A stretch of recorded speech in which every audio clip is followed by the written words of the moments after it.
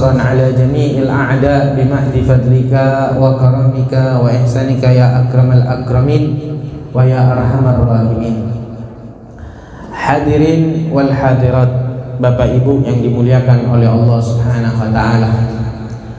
Kita bersyukur kehadirat Allah Subhanahu wa taala atas limpahan rahmat, taufik, hidayah serta inayah yang Allah berikan kepada kita sekalian, sehingga kita dapat berkumpul di tempat yang mulia ini dalam keadaan sehat walafiat, sehingga kita bisa melaksanakan ibadah sholat fardu subuh dan alhamdulillah secara berjamaah. Kemudian dilanjutkan dengan kajian ilmu yang tak lain adalah warisan Nabi Muhammad SAW. Maka kita berharap kepada Allah Subhanahu wa taala, mudah-mudahan berkah dari tempat yang mulia ini semua amal ibadah kita diterima oleh Allah Subhanahu wa taala. Dosa-dosa kita diampuni oleh Allah, hajat-hajat kita dikabulkan oleh Allah Subhanahu wa taala, anak turunan kita dijadikan anak turunan yang soleh solehah. Amin ya rabbal alamin. Hadirin wal hadirat, Bapak Ibu yang dimuliakan oleh Allah Subhanahu wa taala. Kita gak mungkin bisa kumpul di sini melainkan karena taufik dari Allah Subhanahu wa taala. Dan ini sudah sering disampaikan oleh guru-guru kita, para dai, para asatid, para habaib, menyampaikan bahwasanya tidaklah seseorang bisa melaksanakan kebajikan, bisa melaksanakan kewajiban ibadah kepada Allah Subhanahu wa taala melainkan karena taufik dari Allah Subhanahu wa taala. Namun terkadang kita kurang paham makna taufik. Apa itu sih taufik? Padahal taufik ini ada definisinya, ada pengertiannya. Taufik ini bukan berarti Pak Taufik yang jualan pentol, bukan. Tapi yang dimaksudkan taufik di sini adalah kekuatan yang Allah berikan kepada setiap hambanya. Jadi setiap di antara kita ini diberi kekuatan oleh Allah Subhanahu wa taala. Jadi ada taufik, ada khudlan. Kalau khudlan kebalikan dari taufik. Tapi kalau taufik kekuatan, khudlan juga kekuatan. Apa bedanya? Kalau taufik adalah kekuatan yang diberikan oleh Allah Subhanahu wa taala sehingga dengan kekuatan tersebut mampu dilakukannya untuk beribadah kepada Allah Subhanahu wa taala. Tapi berbeda dengan khudlan. Kalau khudlan ini sama kekuatannya, tapi kekuatan tersebut tidak bisa digunakan untuk beribadah kepada Allah, malah na'udzubillah bermaksiat kepada Allah Subhanahu wa taala. Kita yang duduk di sini pasti semuanya karena taufik dari Allah Subhanahu wa taala. Bisa duduk, bisa iktikaf, ini tak lain semuanya karena taufik dari Allah Subhanahu wa taala. Kekuatan yang Allah berikan kepada kita semuanya sehingga kita bisa melaksanakan ketaatan kepada Allah Subhanahu wa taala. Kalau khudlan lain lagi hadirin. Kadang ada orang kuat bahkan mengangkat besi mungkin sampai 10 kilo mungkin kuat, tapi dekat dari masjid rumahnya, jalan kaki gak mampu. Kenapa? Karena yang diberikan bukan taufik tapi khudlan. Mungkin kekuatannya dengan hartanya banyak untuk urusan kemaslahatan, untuk urusan sosial, untuk urusan masjid, ibadah dan lain sebagainya, gak mampu dia mau mengeluarkan. Tapi urusan maksiat, urusan konser, dangdut dan lain sebagainya mampu hadirin, buat acara besar-besaran, bahkan nyawer lagi. Tapi kalau urusan maslahat gak mampu, artinya tidak diberi taufik oleh Allah Subhanahu wa taala. Maka itu kita bisa kumpul di sini, bisa melaksanakan ibadah kepada Allah, sholat fardu 5 waktu di masjid, kemudian kajian ilmu dan lain sebagainya, itu tak lain semuanya karena taufik dari Allah Subhanahu wa taala. Dan kita berharap mudah-mudahan kita diberikan keistiqomahan oleh Allah Subhanahu wa taala. Amin ya rabbal alamin. Lebih-lebih majlis ilmu ini luar biasa fadilahnya hadirin. Bahkan Al-Habib Zain bin Ibrahim bin Smith, beliau mengatakan bahwasanya orang yang hadir majlis ilmu itu kemungkinan besar semuanya dapat pengampunan dari Allah Subhanahu wa taala, dapat rahmatnya Allah Subhanahu wa taala. Cuman yang diperlukan husnudzon billah wa husnudzon bi ibadillah, prasangka baik kepada Allah bahwasanya kita yang duduk di sini semuanya dapat pengampunan dari Allah Subhanahu wa taala. Dan kekuatan husnudzon itu luar biasa hadirin. Makanya sampai dikatakan ada dua perkara khoslatan yang tidak ada yang lebih baik dari dua hal tersebut, yaitu husnudzan bi ibadillah wa husnudzan billah. Husnudzan billah wa husnudzan bi ibadillah. Husnudzan berprasangka baik kepada Allah dan berprasangka baik kepada hambanya Allah Subhanahu wa taala. Maksudnya kita yang duduk di sini kita berprasangka baik bahwasanya teman atau tempat duduk kita ini yang duduk bersama kita lebih baik daripada kita. Bukan kita yang merasa lebih baik, tapi yang lain yang lebih baik. Dan gak ada ruginya orang husnudzon. Bahkan ada satu cerita ada kiai guru ketika dakwah ke salah satu tempat zaman dulu ini, masih jalan itu tanah jadi lumpur dan lain sebagainya, masuk ke pelosok, dakwah di situ, ngajar di sana beberapa hari, berdakwah mensiarkan agama Islam dan lain sebagainya. Bahkan ketika ada orang di kampung tersebut yang sakit, zaman dulu gak ada dokter, maka larinya kepada guru ini, kepada kiai ini, datang kepada kiai tersebut, kemudian dikasih air, sembuh. Subhanallah. Kenapa? Karena husnudzon, percaya sama kiai, berkat doanya kiai sembuh. Nanti ada lagi sakit, husnudzon lagi, bawa air, minta doa kepada guru, didoakan sama gurunya, sembuh lagi. Sampai beberapa hari setelah dakwah di situ, si guru langsung pulang. Ini guru tinggal di rumahnya kepala desa di situ. Keluar, pulang, harus pulang. Kenapa? Harus dakwah di kotanya sendiri, harus dakwah di daerahnya sendiri. Gak lama ada orang sakit, hadirin. Ada satu orang yang memiliki anak, anaknya sakit gatal-gatal sebadan. Gatal-gatal sebadan, datang ke rumahnya kepala desa. Datang ke rumah kepala desa untuk mencari guru ini. Tanya, Pak Kepala Desa, mana guru tersebut? Guru yang biasa ngajar. Oh, sudah pulang. Ditanya sama kepala desa, ada hajat apa? Ada keperluan apa? Ini anak saya gatal-gatal sebadan. Saya ingin minta air kepada guru tersebut. Apa kata kepala desa? Gak ada, sudah pulang. Tapi saking percayanya sama guru ini, hadirin, ini yang punya anak sakit gatal-gatal langsung mengatakan kepada kepala desa, ya sudah, kalau begitu ada nggak bekasnya guru? Entah itu mungkin sabunnya kah, entah itu mungkin sarungnya kah, atau apapun yang bisa saya celupkan ke air, saya yakin berkat guru tersebut anak saya nanti sembuh. Akhirnya dicari, hadirin, dicari, nggak ada bekas apapun kecuali maaf celana dalam. Celana dalam. Tapi ini orang yakin, orang ini husnudzon sama guru tersebut. Ya sudah, gak apa-apa, sudah. Kalau gak ada lain, gak ada lagi yang lain kecuali maaf celana dalam, ya sudah, mana? Dimasukkan ke air, hadirin, disiramkan ke anak yang gatal-gatal tersebut. Subhanallah, sembuh.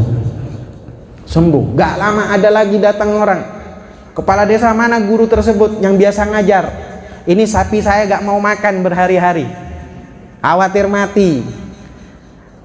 Apa kata kepala desa? Oh maaf, guru sudah pulang, kiai sudah pulang. Ya sudah, apa yang mungkin ada bekasnya? Dibilang sama kepala desa, saya sudah nyari, gak ada apapun kecuali maaf celana dalam. Apa kata orang yang punya sapi tersebut? Ya sudah, berikan sini. Dimasukkan, diminumkan ke sapi tersebut. Subhanallah, mau makan, hadirin. Akhirnya karena merasa gak enak, masa maaf celana dalam kiai dibuat seperti itu, merasa bersalah. Ini kepala desa langsung mendatangi rumah kiai tersebut, berangkat ke rumah kiai dengan tujuan silaturahim dan membalikkan barang yang ketinggalan tadi.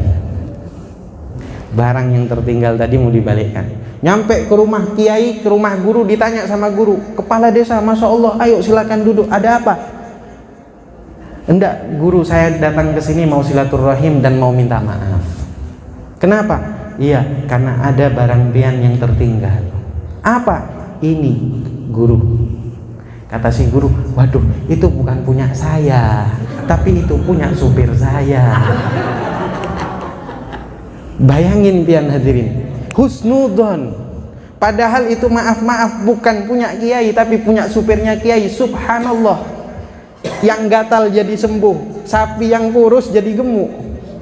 Yang nggak mau makan jadi gemuk, makanya nggak ada ruginya orang husnudzon. Nah, tapi jangan dipraktekin ini hadirin, nanti pian cari celana dalam kiai. Akhirnya ketulahan nanti. Ini cuma cerita motivasi bahwasanya orang kalau husnudzon itu gak akan rugi. Apalagi duduk di majelis taklim seperti ini, kita husnudzon bahwasanya orang yang duduk di sini lebih mulia daripada kita pribadi. Insya Allah orang yang seperti itu akan lebih mendapatkan rahmat dari Allah Subhanahu wa taala, lebih banyak mendapatkan rahmat dari Allah, pengampunan dari Allah Subhanahu wa taala. Lebih-lebih majelis ilmu ini gak ada ruginya orang duduk di majelis ilmu. Duduk di majelis ilmu itu luar biasa. Banyak pemberian Allah Subhanahu wa taala yang diberikan kepada orang yang duduk di majelis ilmu. Sebagaimana di dalam satu kisah, dulu ada seorang syekh besar namanya Syekh Mansur bin Ammar. Syekh Mansur bin Ammar ini beliau terkenal doanya selalu diijabah oleh Allah. Doanya selalu diijabah oleh Allah. Terkenal wali min auliyaillah yang doanya selalu diijabah oleh Allah. Dan kalau sudah buat majlis taklim, hadirin majlis ilmu, itu yang hadir banyak ratusan ribu. Bukan puluhan ribu lagi, tapi ratusan ribu. Bahkan bukan cuman rakyat biasa saja, semuanya, para pejabat juga duduk di majelis ilmunya Syekh Mansur bin Ammar. Kenapa? Untuk mengambil keberkahan. Dan di zaman itu pula ada satu tuan atau majikan yang memiliki seorang budak. Majikan tersebut memberikan uang 4 dinar kepada budaknya. Budak, ini uang 4 dinar, kamu berangkat ke pasar, kamu belanja susu, kopi, teh, minyak, dan lain sebagainya. Berangkat. Si budak berangkat, hadirin. Ketika sampai di pasar, diperhatikan toko semua tutup. Tidak ada satupun toko yang buka. Heran ini budak. Ini kenapa toko tutup? Gak lama ada satu orang menggunakan baju muslim, baju koko. Ditanya, Pak, pian mau kemana? Ini saya mau tanya, kenapa toko-toko ini semuanya tutup? Dijawab oleh orang tersebut, jelas, karena ini sekarang adalah waktu majelisnya Syekh Mansur bin Ammar. Kalau sudah waktu majelisnya Syekh Mansur bin Ammar, semua toko tutup, berangkat hadir majelisnya Syekh Mansur bin Ammar. Ini budak mikir, daripada saya nunggu di pasar, yang orang pasar ini juga hadir di majelis, pastinya setelah bubar majelis baru pulang, baru balik ke toko, buka toko. Mending saya nunggunya di majelis. Akhirnya si budak berangkat ke majelis, ikut juga duduk di majelisnya Syekh Mansur bin Ammar. Gak lama hadirin, setelah mendengarkan tausiah Syekh Mansur bin Ammar dan lain sebagainya, kemudian dilemparkan pertanyaan dan lain sebagainya. Ada satu orang mengacungkan tangan, bukan mau tanya, tapi mengatakan kepada Syekh Mansur bin Ammar, wahai Syekh, innali hajah. Wahai Syekh, ketahuilah aku ini punya hajat. Ditanya sama Syekh Mansur bin Ammar, apa hajat pian? Dijawab, aku butuh uang 4 dinar untuk kebutuhan hidupku. Diperiksa sama Syekh Mansur bin Ammar, kantong bajunya diperiksa, nggak ada uang, belum diamplopin, belum ada uang. Kemudian beliau mengatakan kepada jamaah yang hadir, ratusan ribu yang hadir, dikatakan oleh Syekh Mansur bin Ammar, man lahu arba' dananir falahu arba' da'awat mustajabah. Siapa orang yang punya uang 4 dinar, maka baginya 4 doa yang insya Allah diijabah oleh Allah Subhanahu wa ta'ala. Ketika dikatakan seperti itu oleh Syekh Mansur bin Ammar, tidak ada satupun yang mengacungkan tangan. Urusan kritis, hadirin, urusan fulus, berat. Kemudian dikatakan lagi oleh Syekh Mansur bin Ammar, man lahu arba' dananir falahu arba' da'awat mustajabah. Siapa orang yang punya uang 4 dinar, maka baginya 4 doa yang akan diijabah oleh Allah. Sampai diulang 3 kali, gak ada satupun yang mengacungkan tangan. Akhirnya budak ini mengacungkan tangan, saya guru. Diberikan itu uang 4 dinar kepada Syekh Mansur bin Ammar.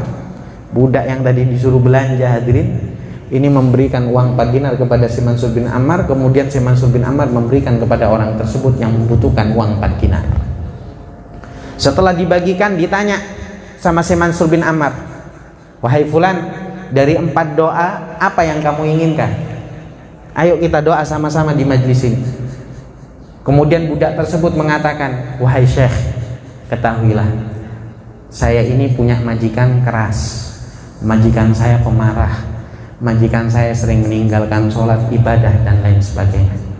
Saya minta doa yang pertama itu dikhususkan untuk majikan saya, sehingga diberi oleh Allah taufik, hidayah dan tobat kepada Allah dan menjalankan semua kewajiban yang diwajibkan kepadanya. Doa, angkat tangan si Mansur bin Ammar, Allahumma hdi sayyidah hadal abad, ya Allah berilah hidayah kepada tuan dari budak ini, majikan dari budak ini. Diamini oleh ratusan ribu, amin, semuanya amin. Kemudian yang kedua apa? Dijawab oleh budak tersebut, wahai syekh, ketahuilah innani abdun mamluk. Wahai syekh, ketahuilah sesungguhnya aku ini adalah budak kepemilikan dari majikanku. Tolong doakan aku agar aku dibebaskan dari perbudakan. Karena aku gak mau lagi jadi budaknya manusia. Aku gak mau lagi jadi hambanya manusia. Yang aku inginkan hanyalah menjadi hambanya Allah subhanahu wa ta'ala. Diangkat lagi tangannya si Mansur bin Ammar, Allahumma a'tik raqabata hadal abad. Ya Allah bebaskan budak ini dari perbudakan. Diaminin lagi, ratusan ribu mengaminkan. Kemudian yang ketiga apa? Yang ketiga, wahai syekh, kata si budak, jujur-jujuran saja, uang 4 dinar itu lain uang ulun. Uang 4 dinar tadi itu bukan uang saya, tapi uang majikan saya. Tolong doakan saya agar saya mendapatkan rizki yang halal minimal 4 dinar, sehingga saya bisa mengembalikan uang tersebut kepada majikan saya. Didoakan lagi, Allahumma rzuqhu rizqan halalan thayyibah. Ya Allah, karuniakanlah kepada budak ini rizki yang halal, yang baik, yang banyak. Amin, semuanya amin. Kemudian apa yang keempat? Yang terakhir, yang keempat, wahai syekh, tolong doakan saya, doakan majikan saya, doakan semua yang hadir di majelis ini agar dosa-dosanya diampuni oleh Allah subhanahu wa ta'ala. Diangkat lagi, Allahumma ufirli wali hadal abad wali sayyidihi wali man hadar hadal majlis.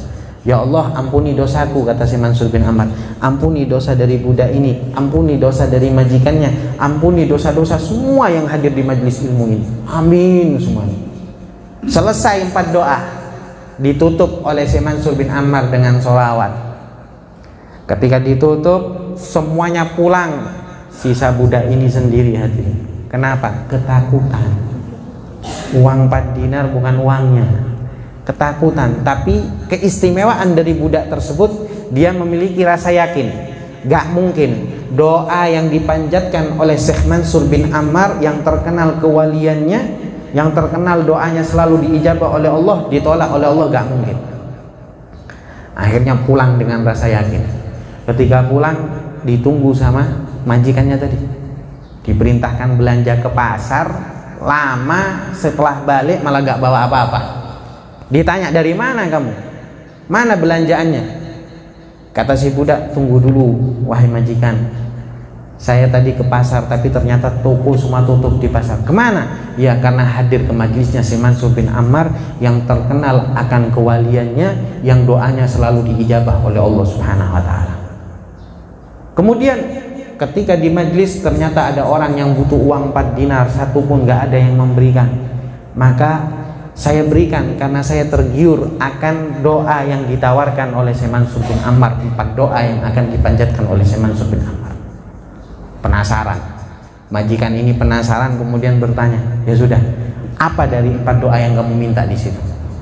Yang pertama, saya minta kepada Syekh Mansur bin Ammar agar mendoakan pian, khusus untuk pian, agar pian senantiasa mendapatkan hidayah dari Allah, menjadi hamba yang dekat kepada Allah subhanahu wa ta'ala. Nangis hadirin, ini majikan subhanallah nangis. Yang awalnya pemarah nangis. Terus yang kedua apa? Yang kedua, wahai majikan, wahai bos, saya minta doa tersebut khusus untuk saya, agar saya dibebaskan dari perbudakan. Saya gak mau lagi jadi budaknya manusia. Saya cuman hanya ingin menjadi budaknya Allah subhanahu wa ta'ala, hambanya Allah. Saya gak mau jadi hambanya manusia. Langsung majikan itu mengatakan, saat ini juga aku bebaskan engkau dari perbudakan. Yang ketiga apa yang kamu minta? Yang ketiga aku minta agar saya Mansur bin Ammar mendoakan aku agar aku mendapatkan uang minimal 4 dinar supaya aku bisa membayar hutang kepada. Kata majikan tadi, ya sudah, uang 4 dinar itu aku relakan kepada, aku ikhlaskan, gak usah dibayar. Subhanallah, 3-nya kabul semuanya.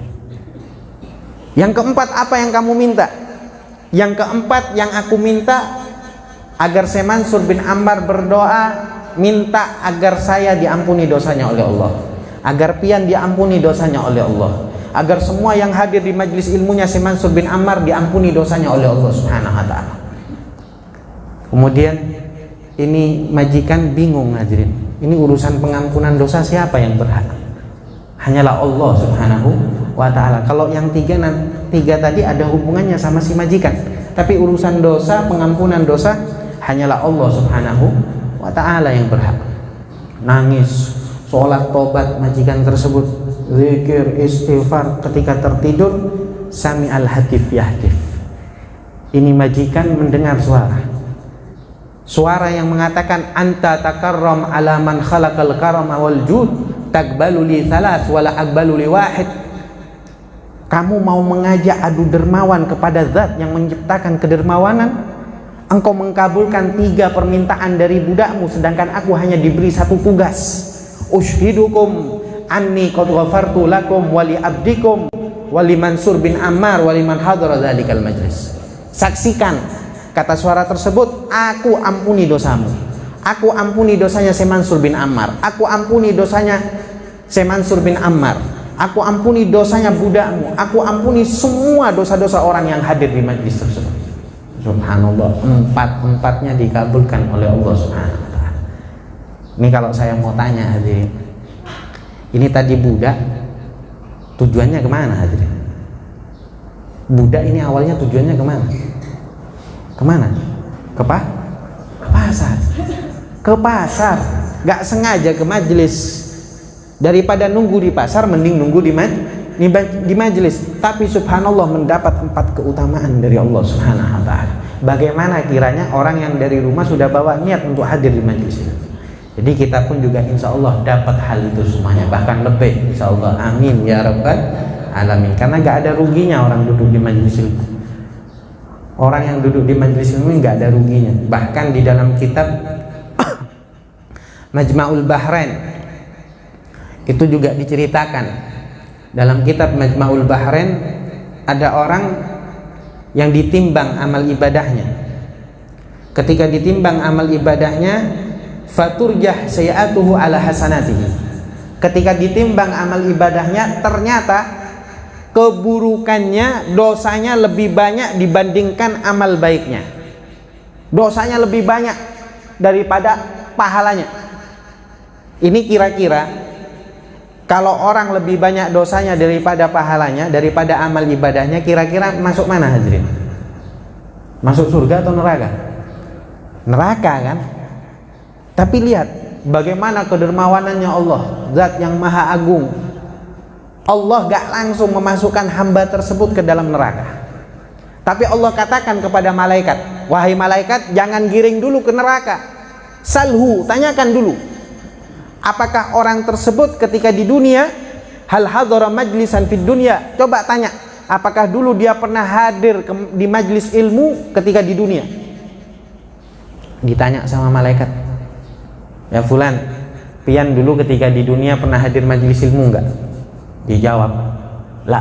Faqala la, enggak pernah. Majlis ilmu enggak pernah hadirin.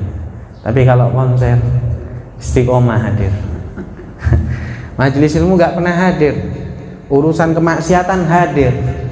Ketika dijawab enggak, akhirnya malaikat ini langsung mengatakan kepada Allah, ya Rabb, anta a'lam bihali abdik. Ya Allah, engkau maha tahu akan keadaan hambamu.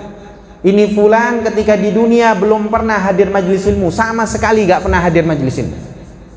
Padahal kata Allah, kalau seandainya orang tersebut pernah hadir majlis ilmu, senang sama majlis ilmu, akan aku masukkan orang tersebut ke dalam surga. Akan aku ampuni semua dosanya dan akan aku masukkan ke dalam surga. Ternyata gak pernah hadir majlis ilmu. Tapi dengan zat kemuliaannya Allah, kedermawanannya Allah. Allah perintahkan lagi malaikat, wahai malaikat, salhu, tanyakan kepada orang tersebut, apakah dulu pernah satu maidah dengan ulama, pernah satu tempat makan bareng sama kiai, sama guru, sama ustadz. Coba tanyakan. Ditanya sama malaikat, ya fulan, apa pian dulu ketika di dunia pernah nggak makan bareng sama ulama? Hadir majelis ilmu mungkin nggak pernah, tapi ngundang makan guru, kiai, ustadz dan lain sebagainya mungkin pernah. Ditanya, pian pernah nggak makan bareng sama ulama, sama guru, sama asatid? Ditanya, nggak pernah. Padahal kalau seandainya pernah makan, akan diberi pengampunan dosa dan dimasukkan ke dalam surganya Allah Subhanahu wa taala. Ngasih makan guru, hadirin, pahala luar biasa. Tapi kalau Samarinda ini nggak diragukan lagi, sudah luar biasa ikromnya sama ulama. Buktinya apa hadirin? Kiai-kiainya, guru-gurunya itu gemuk semua, rata-rata besar semua, gemuk semua badannya. Nah, ngasih makan itu, duduk makan bareng sama ulama, bisa menyebabkan dosanya diampuni oleh Allah, kemudian dimasukkan ke dalam surganya Allah. Ternyata ini fulan nggak pernah makan bareng sama ulama.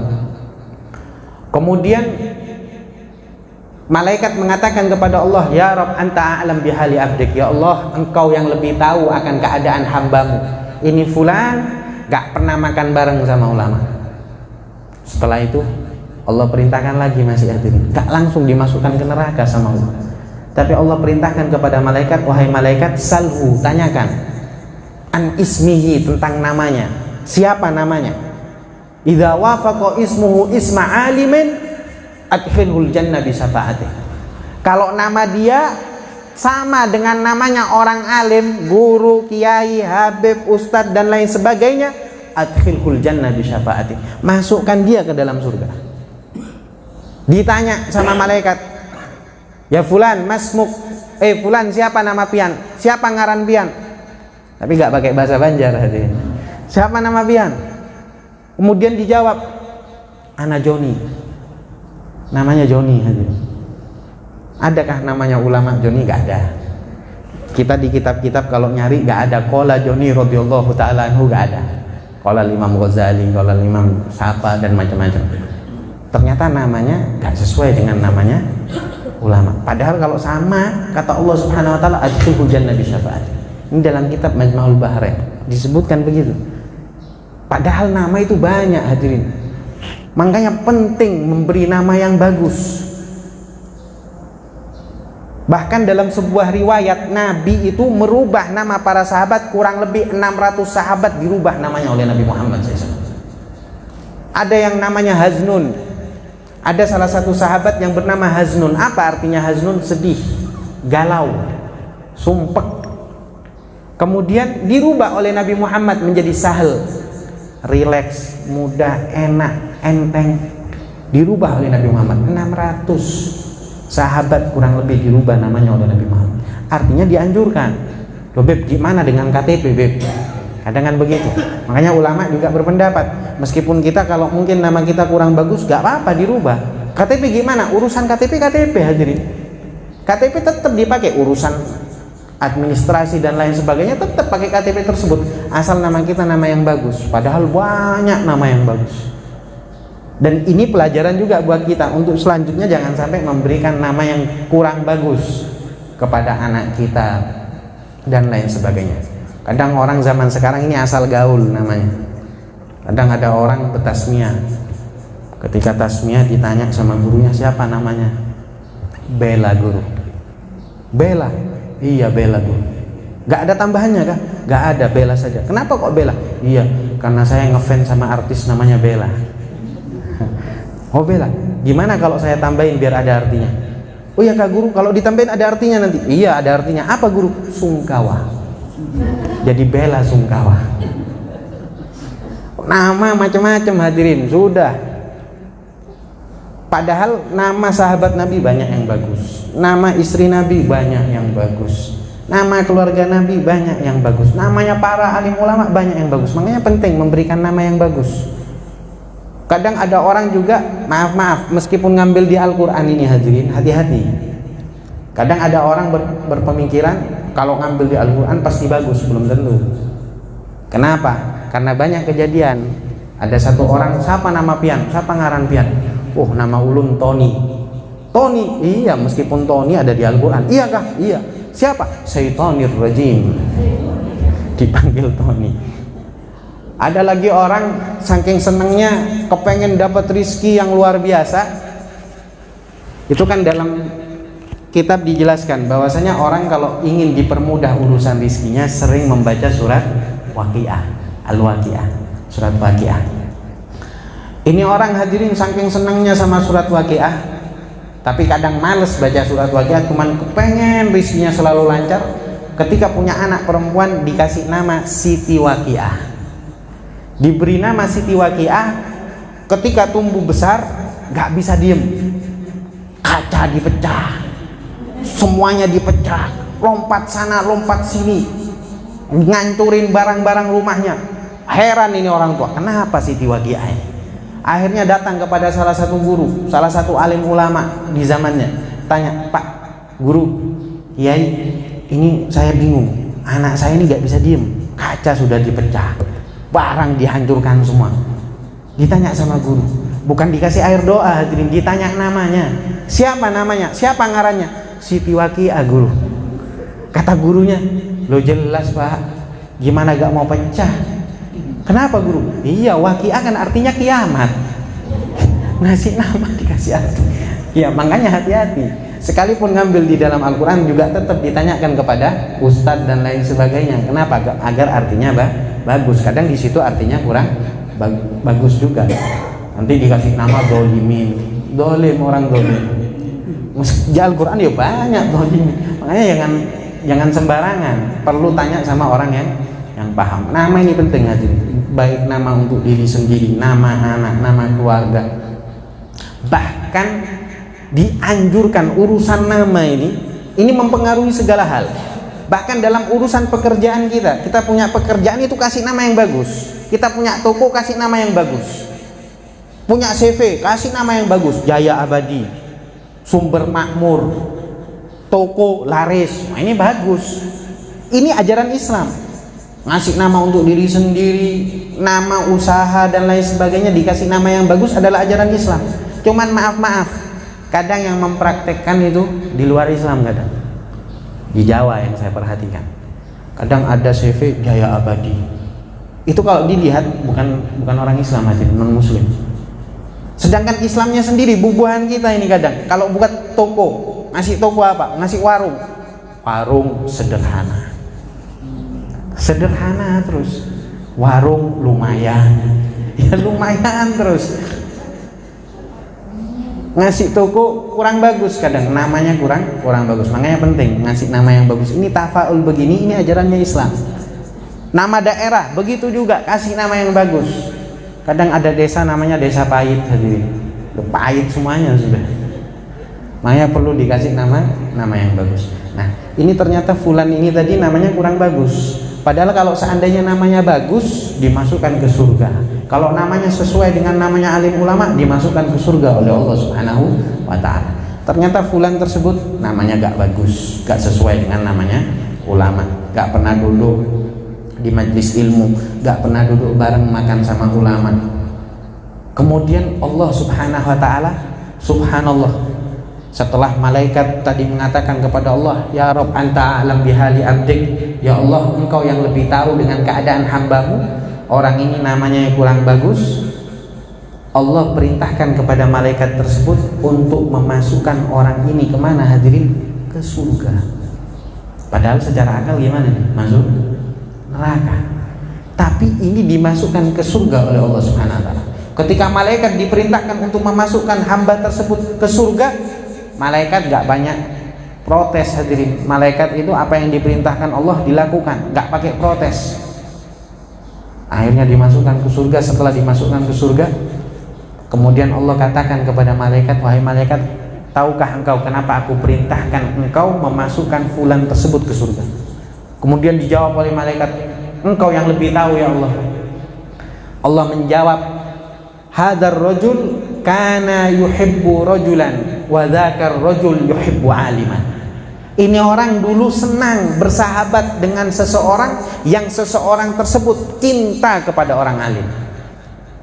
Di paralel, berkat apa? Cinta kepada seseorang, bersahabat sama seseorang yang seseorang tersebut cinta kepada orang alim. Akhirnya dimasukkan ke dalam surganya Allah Subhanahu wa ta'ala. Bagaimana kiranya kalau kita yang cinta sama orang alim? Bagaimana kiranya kalau kita yang senang duduk di majelis ilmu? Insya Allah kita juga akan mendapatkan pengampunan dari Allah Subhanahu wa ta'ala dan dimasukkan ke dalam surganya Allah Subhanahu wa ta'ala. Amin ya rabbal alamin. Lebih-lebih zaman sekarang, hadirin. Ini zaman sekarang zaman fitnah. Jadi salah satu penjagaan kita tak lain dengan majelis ilmu seperti ini.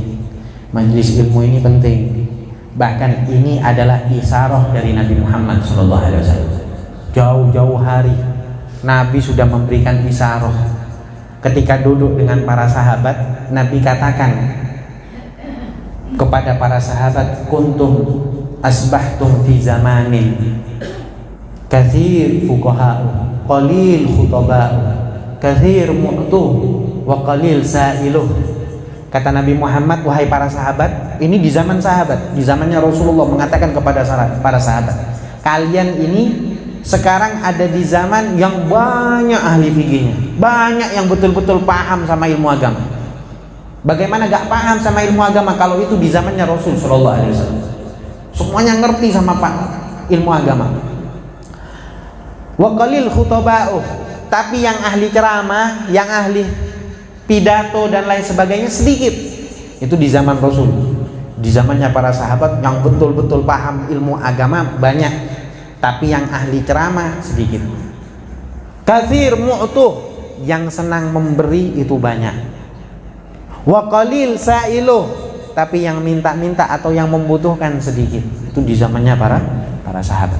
Kemudian Nabi katakan, kalau engkau di zaman yang seperti ini, yang banyak ahli fikihnya, yang banyak orang yang paham sama agama, sedikit yang bisa khutbah atau ceramah, kemudian banyak yang suka memberi, sedikit yang membutuhkan, fal ibadah fihi khairum minal ilmi. Ini isyarahnya Nabi. Nabi katakan, maka di zaman engkau ini, kata Nabi Muhammad, ibadah di zaman engkau itu lebih utama daripada menuntut ilmu. Itu di zamannya siapa? Di zamannya para sahabat. Kenapa? Karena yang ahli fikih yang betul-betul paham agama sudah banyak. Tapi Nabi katakan setelah mengatakan seperti itu, Rasulullah mengatakan, wa sayati 'alan nasi zamanun. Tapi kata Nabi Muhammad, nanti akan datang suatu zaman kepada manusia, qalil fuqaha'u, orang yang betul-betul paham sama agama itu sedikit.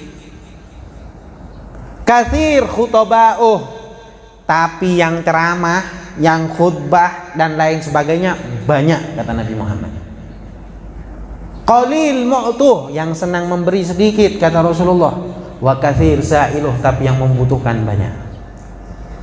Dan seakan-akan zaman yang diucapkan Nabi Muhammad, nanti akan datang satu zaman, kata Rasulullah, yang sedikit betul-betul paham agama, banyak yang ahli ceramah, sedikit yang memberi, banyak yang membutuhkan. Seakan-akan zamannya kita, hadirin. Kalau kita perhatikan zaman sekarang ini, orang yang betul-betul paham agama sedikit, tapi yang ceramah banyak. Dari mana tahu, Beb? Iya, kadang maaf pelawak yang nggak laku itu, hadirin, mau tiba-tiba jadi penceramah. Ini kan banyak begini, artis mendadak jadi penceramah. Ketika ditanya dari mana mondok, nggak mondok, berarti kan nggak paham sama ilmu agama, tapi dia berani ceramah. Ini kata Nabi Muhammad, nanti akan datang suatu zaman, kata Nabi Muhammad, sedikit yang betul paham agama, tapi banyak yang ceramah. Mendadak jadi penceramah tanpa ditanya dari mana mondok, nggak tahu sudah, sanad ilmunya nggak jelas. Qalil mu'tuh, yang senang memberi itu sedikit, kata Nabi Muhammad, tapi yang membutuhkan banyak.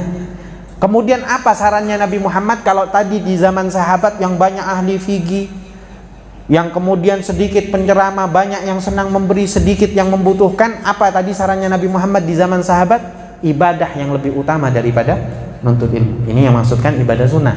Kalau ibadah wajib ya harus dilakukan, ini ibadah sunnah. Kemudian Nabi katakan, kalau di zaman nanti yang banyak penceramahnya sedikit yang betul-betul paham agama, sedikit yang senang memberi, banyak yang membutuhkan. Nabi katakan fal ilm fihi khairum minal ibadah. Maka mencari ilmu, memperbanyak duduk di majlis ilmu itu lebih afdol daripada ibadah sunnah yang lain. Apalagi nuntut ilmu hukumnya wajib. Ibadah sunnah, ibarat misal contoh, saya kalau habis subuh biasa baca zikir sholawat 1000 kali misal. Ini kalau ikut arahannya Nabi, ya tetap duduk di majlis ilmu yang lebih afdol. Kapan baca sholawatnya? Nanti setelah isyraq baca sholawat. Makanya ketika duduk di majlis ilmu jangan tasbihan. Nanti tasbihannya setelah majlis ilmu. Saya kadang heran hadir di majlis ilmu zikiran, padahal itu ilmu ini ya wajib. Zikiran, tasbihan, ini kan sebenarnya kalau secara hukum nggak masalah, tapi secara adab banyak ulama mengatakan kurang adab. Kenapa? Karena ilmu di situ hukumnya wajib. Kapan tasbihannya? Nanti setelah menuntut ilmu, setelah majlis ilmu bubar silahkan tasbihan. Banyakkan baca sholawat, zikir, istighfar dan lain sebagainya. Cuman yang heran kadang ketika di majlis ilmu zikiran, gurunya ceramah, tausiah, ngasih ilmu nggak didengerin, sudah zikiran. Pulang dari majlis ilmu remote, HP yang dipegang nanti. Ini kan repot, salah kaprah. Makanya menuntut ilmu hukumnya wajib, dan ini sesuai arahan dari Nabi Muhammad sallallahu alaihi wasallam. Maka itu kita berharap kepada Allah, mudah-mudahan dengan perkumpulan yang seperti ini dosa-dosa kita semuanya diampuni oleh Allah, hajat-hajat kita dikabulkan oleh Allah Subhanahu wa taala, anak turunan kita semuanya dijadikan anak turunan yang soleh soleha, dan kita berharap kepada Allah mudah-mudahan berkah dari tempat yang mulia ini, berkah dari majlis yang mulia ini, tidaklah kita meninggal dunia kelak melainkan dalam keadaan husnul khatimah. Allahumma ja'al jam'ana hadha jam'an marhuma wa tafarruqana min ba'dihi tafarruqan ma'suma wa la taj'al fina wa la ma'ana syaqiyan wa la mahruma. Ya Rabbi bil Mustafa balligh maqasidana, ya Rabbi bil Mustafa balligh maqasidana wa ighfir lana ma madha ya wasi'al karami. Wa sallallahu ala sayyidina Muhammad walhamdulillahi rabbil alamin. Minta maaf sebanyak-banyaknya. Wassalamualaikum warahmatullahi wabarakatuh.